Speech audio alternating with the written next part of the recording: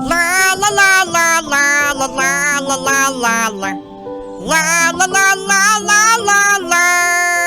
Oy, bago ka magkwento, Martian, ng wala ka kwenta-kwenta, ay shoutout naman natin ang isa sa mga masugid na tagapakinig natin na TNBS, si Benito Aragon Reblando Jr. Oy, Papi Benito, hello sa'yo. Oh, hello sa'yo. No?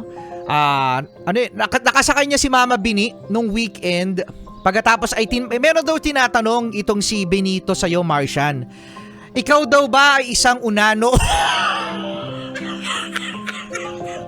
Ano? Kilaulit. Ikaw daw ba ay isang unano?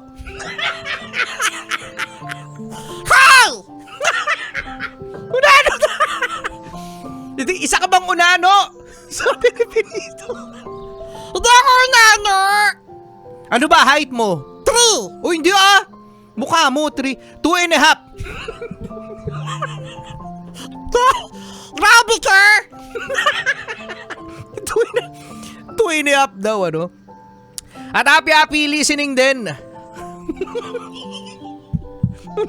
Unano na alien. Sige, paulit-ulit. At happy listening din. Oo, happy birthday sa mahal na asawa. Oo, no, ni Rodney. Yun ang Friday nag-birthday si Cherry Ann Bahado. Uy, more birthdays to come daw. At meron siyang message. Martian, basahin mo. Love you so much. Mwah, chup, chup. Mwah, chup, chup. O yun, muha chup chup, no? Mula kay Rodney sa kanya nag-birthday na labidoops na si Cherry Ann Bahado. Mwah, chup, chup. Mwah, chup, chup. O dali, magkwento ka na. Maganda kwento natin ngayon. Ayaw nga pala.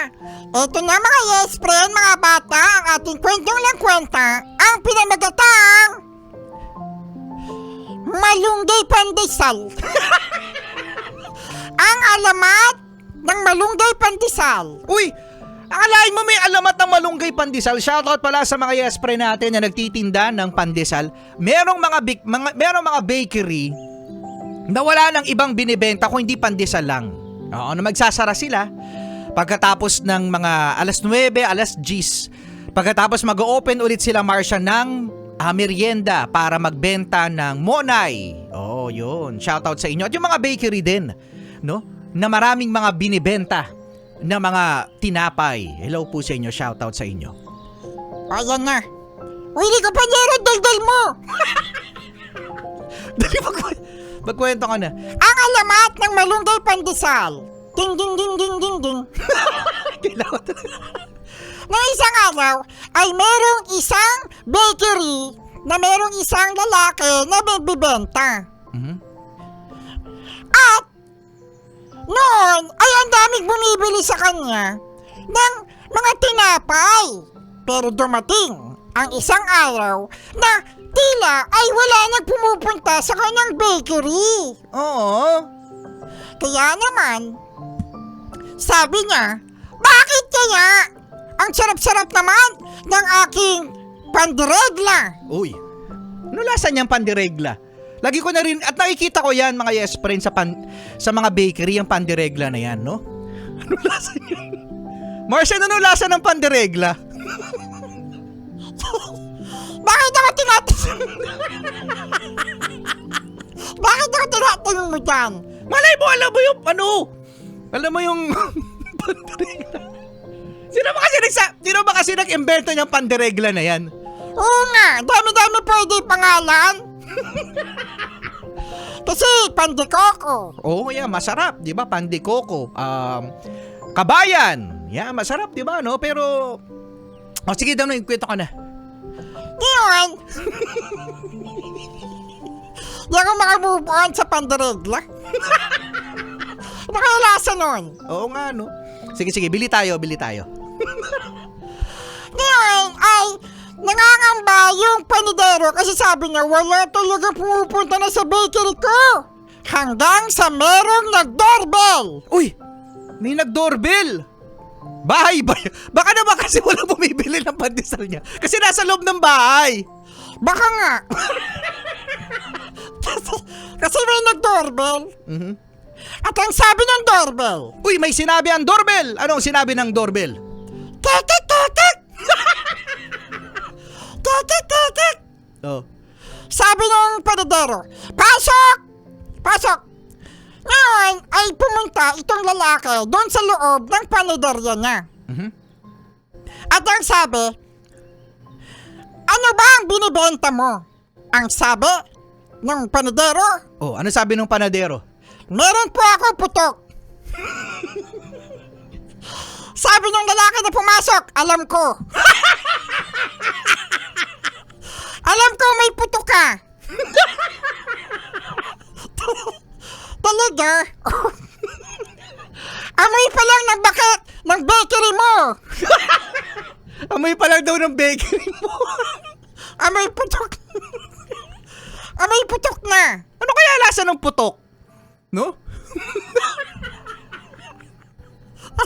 Ano lasa ng putok? Oo nga no. Alam mo merong naamoy na nalalasahan pero yung putok talaga di ko alam kung ano lasa. Magkwento ka na, may kanta na oh. Ngayon, itong panadero sabi niya, ang bukod sa putok ay meron akong Ano, panderegla?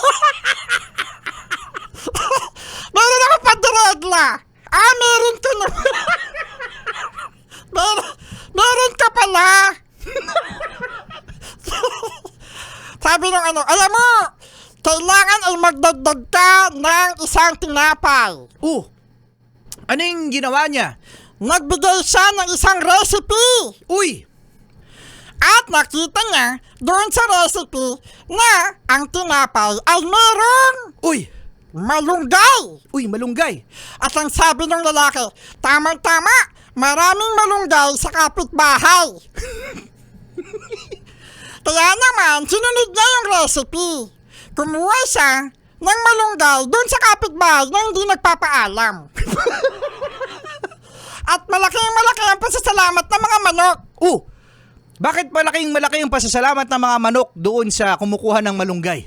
Kasi, iubos niya yung malunggay at napupuspon yung pagluto ng tinola.